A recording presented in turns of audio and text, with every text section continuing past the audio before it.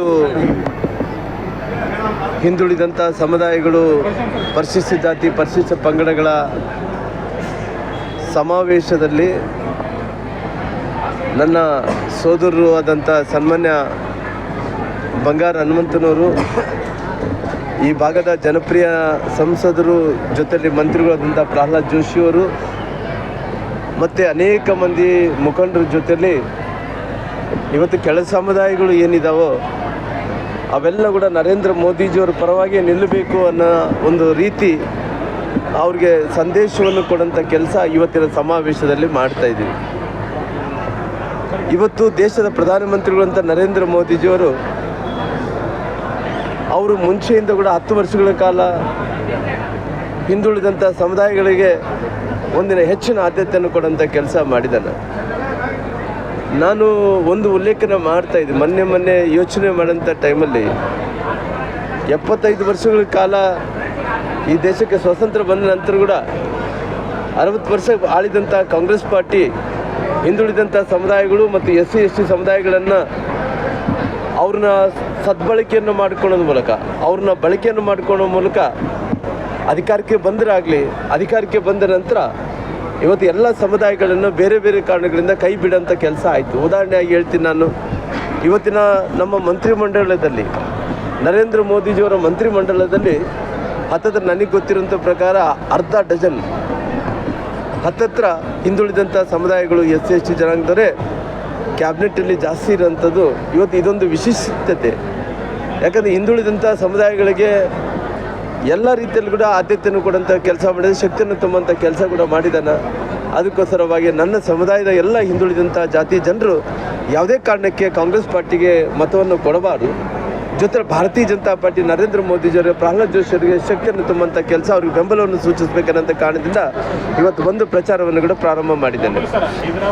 ಕಲ್ಯಾಣ ಕರ್ನಾಟಕ ಭಾಗದಲ್ಲಿ ಬಿಜೆಪಿಗೆ ಹಿನ್ನಡೆ ಆಗ್ತಾ ಇದೆ, ಕಾಂಗ್ರೆಸ್ ಹಿನ್ನಡೆ ಆಗ್ತದೆ ಅನ್ನೋ ಆಂತರಿಕ ಸರ್ವೆಗಳು ಬರ್ತಾ ಇದೆ. ನೀವೇನು ಬಳ್ಳಾರಿ ಸೇರಿದ ನೋಡಿರಿ, ನಾನು ಬೀದರ್ ಬಗ್ಗೆ ಭಗವಂತ ಖೂಬಾ ಅವರು ಎಂಥ ಪರಿಸ್ಥಿತಿಯಲ್ಲಿ ಕೂಡ ಬೀದರ್ದಿಂದ ಭಗವಂತ ಖೂಬಾ ಅವರು 100ಕ್ಕೆ 100% ಗೆಲ್ಲುತ್ತಾ ಇದ್ದಾರೆ. ಅದೇ ರೀತಿ ಕಲಬುರಗಿ ವಿಚಾರ ನೋಡಿದಂಥ ಟೈಮಲ್ಲಿ ನಮ್ಮ ಡಾಕ್ಟ್ರು ಜಾಧವ್ ಅವರು ಗೊತ್ತಿದೆ ಅಲ್ಲಿದ್ದಂಥ ಜನರಿಗೆ ಅಲ್ಲಿ ಖರ್ಗೆ ಅವರು ನಿಲ್ಲಬೇಕಾಗಿತ್ತು ಅಂತೆ. ಅವರು ಬೇರೆ ಬೇರೆ ಕಾರಣಗಳಿಂದ ನಿಂತಿಲ್ಲ, ಅವರು ಹಳಿಯಾಗ ಅವಕಾಶವನ್ನು ಮಾಡಿಕೊಟ್ಟಿದ್ದಾರೆ. ಅವ್ರು ಹಳಿಯ ಅವತ್ತು ಕೂಡ ರಾಜಕಾರಣದಲ್ಲಿ ಯಾವತ್ತೂ ಕೂಡ ಜನರ ಮಧ್ಯೆ ಇದ್ದಂಥ ವ್ಯಕ್ತಿ ಅಲ್ಲ. ಹಂಗಾಗಿ ಇವತ್ತು ಮುಂದಕ್ಕೆ ಬಂದರೆ ಕೊಪ್ಪಳ ಜಿಲ್ಲೆಯಲ್ಲೂ ಕೂಡ ಭಾರತೀಯ ಜನತಾ ಪಾರ್ಟಿ ಗೆಲ್ಲುತ್ತದೆ, ಬಳ್ಳಾರಿ ಜಿಲ್ಲೆಯಲ್ಲಿ ಭಾರತೀಯ ಜನತಾ ಪಾರ್ಟಿ ಗೆಲ್ಲುತ್ತದೆ. ಜೊತೆಲಿ ಹೈದರಾಬಾದ್ ಕರ್ನಾಟಕದಲ್ಲಿದ್ದಂಥ 6 ಜಿಲ್ಲೆಗಳಿಗೂ ಕೂಡ ಭಾರತೀಯ ಜನತಾ ಪಾರ್ಟಿ ಮುಂಚೆ ಏನು ಗೆದ್ದಿತ್ತು ಅದನ್ನೇ ಉಳಿಸ್ಕೊಂಡು ಹೋಗೋಂಥ ಕೆಲಸ ನಾವು ಮಾಡ್ತಾಯಿದ್ದೀವಿ.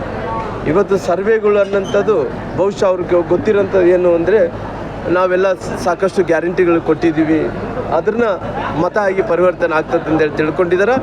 ಇವತ್ತು ಮೋದಿಜಿಯವ್ರ ಗ್ಯಾರಂಟಿ ಎದುರುಗಡೆ ಕಾಂಗ್ರೆಸ್ಸರು ಕೊಟ್ಟಂಥ ಗ್ಯಾರಂಟಿಗಳೆಲ್ಲ ಕೂಡ ಅದು ನೀರಲ್ಲಿ ಹಾಕಿದಂಥ ಬೂದಿ ಆದಂಥ ಆಗುತ್ತೆ. ಅದಕ್ಕೋಸ್ಕರವಾಗಿ ಎಂಥ ಪರಿಸ್ಥಿತಿಯಲ್ಲಿ ಕೂಡ ಜನರ ಮನಸ್ಥಿತಿ ದೇಶದ ಪರವಾಗಿದೆ, ನರೇಂದ್ರ ಮೋದಿಜಿಯವರ ಪರವಾಗಿದೆ.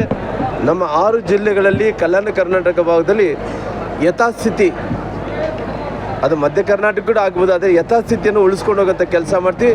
6ಕ್ಕೂ 6 ಭಾರತೀಯ ಜನತಾ ಪಾರ್ಟಿ ಗೆಲ್ತೀವಿ. ಕರಡಿ ಸಂಗಣ್ಣವರು ಕಾಂಗ್ರೆಸ್ ಆಲ್ರೆಡಿ ಅವರಿಗೆ ಮೊನ್ನೆ ನಾವು ಅವ್ರನ್ನ ಮನವೊಲಿಸಿದ್ವಿ. ಅವ್ರಿಗೆಲ್ಲ ಒಂದು ಕಡೆ ಟಿಕೆಟು ಸಿಗೋಂಥ ವಿಚಾರ ಬಂದಂಥ ಟೈಮಲ್ಲಿ ಅವ್ರಿಗೆಲ್ಲ ಒಂದು ಕಡೆ ಆತಂಕ ಆಗಿತ್ತು. ನಂತರ ದಿನಗಳಲ್ಲಿ ನಮ್ಮ ರಾಷ್ಟ್ರೀಯ ನಾಯಕರು, ರಾಜ್ಯ ನಾಯಕರು ಎಲ್ಲರೂ ಕೂಡ ಮಾತಾಡಿ ಅವ್ರನ್ನ ಮನವೊಲಿಸಿ ಇವತ್ತು ನಮ್ಮ ಅಭ್ಯರ್ಥಿ ಜೊತೆನೇ ಕೆಲಸ ಮಾಡೋಂಥ ಕೆಲಸ ಕೂಡ ಅವರು ಮಾಡ್ತಾಯಿದ್ದಾರೆ. ಹಂಗಾಗಿ ಅವರು ಶಕ್ತಿದಿಂದಲೇ ಇವತ್ತು ನಮ್ಮ ಅಭ್ಯರ್ಥಿಗಳು ಗೆಲ್ತಾ ಇದ್ದಾರೆ. ಈಗ ಪ್ರಿಯಾಂಕಾ ಖರ್ಗೆ ಅವರು ಹೇಳ್ತಾರೆ, ಪ್ರಧಾನಮಂತ್ರಿ ಅಲ್ಲ, ಕೇವಲ ಪ್ರಚಾರ ಮಂತ್ರಿಗಳಾಗಿದ್ದಾರೆ, ಪ್ರಚಾರ ತಗೊತಾರೆ ಅಂತೇಳಿ. ನೋಡ್ರಿ, ಪ್ರಿಯಾಂಕಾ ಗಾಂಧಿ ಅವ್ರು ಏನಿದ್ದಾರೋ ಅವ್ರಿಗೆ ಭವಿಷ್ಯ ಕ್ಷೇತ್ರ ಇಲ್ಲ.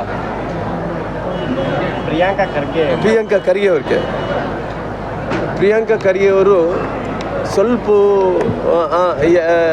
ಮಾತಾಡೋಂಥ ವಿಚಾರದಲ್ಲಿ ಸ್ವಲ್ಪ ಜಾಣ ಇದ್ದಾನೆ. ಅಂದರೆ ಜಾಣ ಅಂದರೆ ಒಳ್ಳೆತನ ಜಾಣ ಅಲ್ಲ, ಅಂದರೆ ಎಲ್ಲ ಕೆಟ್ಟ ಗುಣಗಳು ಕಾಂಗ್ರೆಸ್ಸಿನ ಮೈಯಲ್ಲಿ ಕೂಡಿಸ್ಕೊಂಡು ಅಂಥ ಜ್ಞಾನವನ್ನು ಪಡ್ಕೊಂಡಾರ. ಯಾಕಂದರೆ ಇವತ್ತು ಬಾಬಾ ಸಾಹೇಬ್ ಅಂಬೇಡ್ಕರ್ ಅವ್ರ ಬಗ್ಗೆ ಬಹುಶಃ ಅವ್ರ ತಂದೆಯವ್ರಿಗೆ ಭಾಳಷ್ಟು ಚೆನ್ನಾಗಿ ಗೊತ್ತಿದೆ.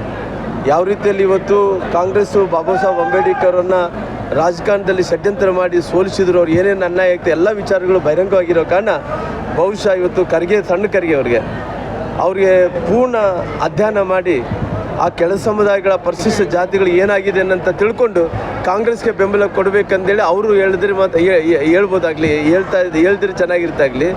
ಇವತ್ತು ಅನ್ಯಾಯ ಮಾಡಿದಂಥ ಪಾರ್ಟಿ ಎಂಥ ಪರಿಸ್ಥಿತಿಯಲ್ಲಿ ಕೂಡ ಇವತ್ತು ಕಾಂಗ್ರೆಸ್ಗೆ ಮತ ಕೊಡಬಾರ್ದಂತೆ ಅವರೇ ಮೊದಲನೇ ವ್ಯಕ್ತಿಯಾಗಿ ಹೇಳಬೇಕು.